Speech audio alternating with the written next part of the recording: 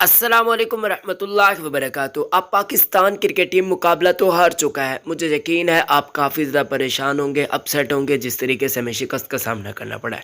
اب سوال اٹھتا ہے کہ پاکستان کے سیمی فائنل میں جانے کے کتنے پرسنٹ چانسز ہیں، کیا ہمیں ابھی بھی امید رکھنی چاہیے یا پھر نہیں، خوشخبری ہے پاکستانیوں کے لیے یا پھر نہیں؟ تو وہ ساری چیزیں میں آپ کو بتانے جا رہا ہوں، آپ خوش ہو جائیں گے۔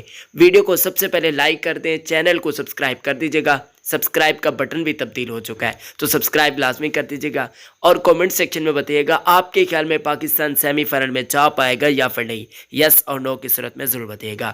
اب فارمولہ کچھ اس حوالے سے ہے، ساؤتھ افریقہ اپنے اگلے دو مقابلے، ایک پاکستان کے خلاف ایک بھارت کے خلاف، دونوں مقابلے ہار جاتا ہے تو ساؤتھ افریقہ کے زیادہ بھی ہو جائے، پاکستان کو ابھی بھی پیچھے رکھے ہوئے تو ہے لیکن رکھ نہیں پائے گا، کیونکہ ساؤتھ افریقہ کے اس وقت 3 پوائنٹس ہے، پاکستان کے کھاتے کے اندر 0 ہے۔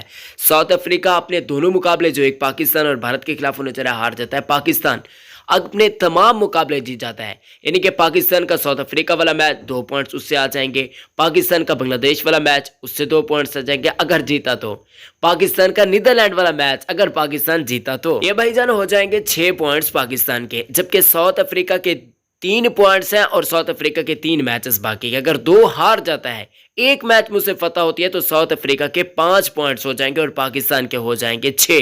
تو پاکستان کے سٹل چانسز ہیں، دل چھوٹا کرنے کی ضرورت نہیں ہے۔ اسی خوشی میں لائک لازمی کر دیجیے گا، چینل کو سبسکرائب کر دیجیے گا۔ اللہ حافظ۔